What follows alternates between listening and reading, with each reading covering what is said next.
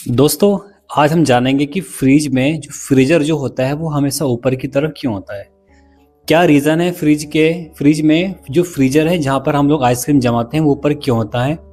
वो फ्रीजर नीचे भी हो सकता था, बीच में भी हो सकता था, उसकी जो जगह है वो ऊपर ही क्यों है।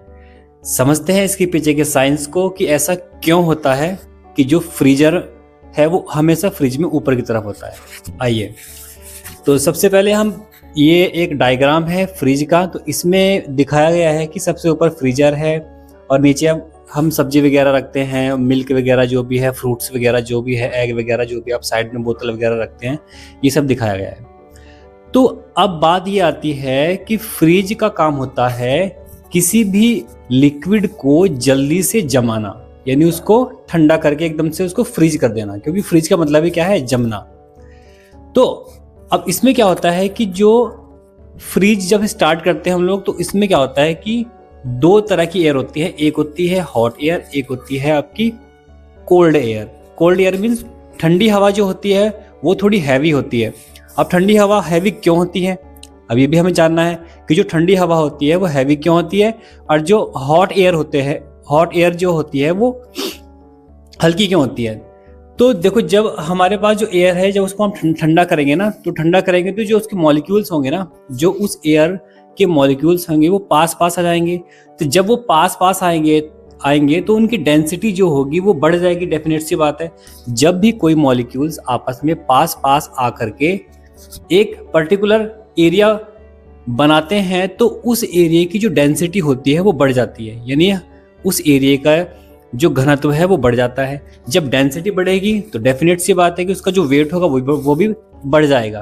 तो वेट बढ़ जाएगा, तो इसलिए हम बोलते हैं कि जो आपकी ठंडी हवा होती है वो हमेशा भारी होती है और वो हमेशा नीचे की तरफ ही जाती है। क्लियर, इतना समझ गए आप लोग। अब हम बात करते हैं कि गर्म हवा हमेशा ऊपर की तरफ क्यों जाती है।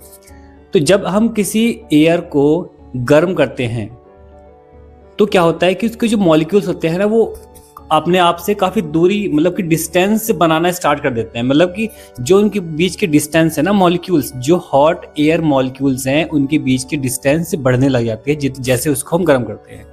देखा होगा आपने कि जब हम पानी गर्म करते हैं तो उस कंडीशन में क्या होता है कि जो भाप उड़ती है वो बहुत तेज़ी से ऊपर जाती है, क्योंकि उसके बीच पे जो गैप है वो ज़्यादा है।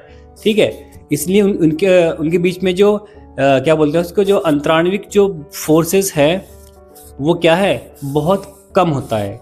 अब कम होने पर उनकी जो डेंसिटी है वो बहुत कम हो जाएगी, और डेंसिटी कम होने पर ही उनकी जो वेट है उस गैस का, जो हॉट एयर का जो वेट है वो कम हो जाएगा। तो यही एक रीज़न है कि जो गर्म हवा होती है वो हमेशा नीचे की तरफ जाती है, और इसमें हमारे जो नेचुरल ग्रेविटी है वो भी कहीं ना कहीं काम करता है किसी ठंडी एयर को नीचे लाने का। ठीक है, और हम बात करें नेक्स्ट, तो फ्रिज में क्या होता है कि जो ठंडी हवा ऊपर, अब फ्रीजर होगा तो फ्रीजर ऊपर होने का मतलब है कि सबसे ज्यादा ठंडा इस एरिया में होता है। ठीक है, अब इस एरिया में ठंडा ज्यादा होगा तो यहाँ से ठंडी हवा क्या होगी, प्रोड्यूस होगी।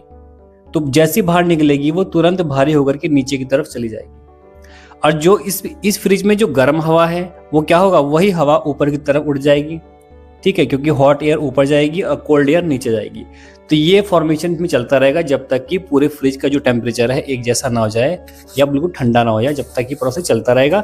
जैसे ही हमारा फ्रिज का टेम्परेचर मतलब कि ठंडा हो जाएगा, मतलब कि ठंडा होने का मतलब ये है कि अंदर का टेम्परेचर लगभग 5-6 डिग्री सेल्सियस हो जाएगा या 3-4 डिग्री सेल्सियस हो जाएगा, तो उस कंडीशन में क्या होगा, मतलब ये फ्रिज का बता रहा हूँ, अंदर का तो 0 डिग्री सेल्सियस के आसपास होता है और थोड़ा कम हो जाता है और जमने पर। तो अब क्या होता है कि इस कंडीशन में जो आपके फल, मिल्क आदि जो है ये हम नीचे रखते हैं, और जैसे आइसक्रीम वगैरह हुई, क्योंकि आइसक्रीम हमेशा जमी हुई अच्छी लगती है, वो मेल्ट हुई भी अच्छी नहीं लगती, तो इसको हम हमेशा ऊपर रखते हैं फ्रिज के अंदर ताकि वो जमी रहे। तो इससे क्या होता है कि फ्रिज जो होता है वो ऑटोमेटिक कट हो जाता है, जिससे हमारा जो पावर कंजप्शन वह है, जो बिजली का खर्च है वो भी कम हो जाएगा। डेफिनेट सी बात है, अगर फ्रिज बंद हो जाएगा तो जो पावर, हमारी जो इलेक्ट्रिसिटी है वो भी डाउन है, उसका बिल भी कम हो जाएगा। ठीक है, तो ये एक रीज़न है कि जो फ्रीजर है वो हमेशा ऊपर की तरफ ही होता है। इससे हमें बहुत सारे फायदे हैं, बिजली बचती है। ठीक है, जो हमारे फ्रिज की जो मोटर वगैरह है, जो कंप्रेसर अंदर लगा हुआ है, उसको थोड़ा मतलब उस पर ज़्यादा जोर नहीं पड़ता।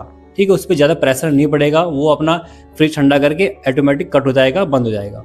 ठीक है, तो ये एक रीज़न है फ्रीजर ऊपर होने का। क्लियर, यहाँ तक कोई प्रॉब्लम किसी भाई को नहीं होगी। तो कैसी लगी वीडियो आपको? अगर आपको वीडियो अच्छी लगी होगी तो लाइक कर देना और शेयर कर देना अपने दोस्तों में जिसको नहीं पता ये इन्फॉर्मेशन। और ये हमारी लॉन्ग वीडियो है, इसका शॉर्ट भी होगा, आप शॉर्ट भी देख सकते हैं। उसमें एक शॉर्ट में मैं अच्छे से बता दूंगा आपको कि फ्रीज में फ्रीजर ऊपर क्यों होता है। ठीक है, ये तो लॉन्ग वीडियो, मैंने अच्छे से आपको एक्सप्लेनेशन दिया हर चीज़ का। तो अगर वीडियो अच्छी लगी तो शेयर कर देना अपने दोस्तों में, रिश्तेदारों में, ताकि उनको पता लग सके कि ऐसा क्यों होता है। ठीक है दोस्तों, राधे राधे।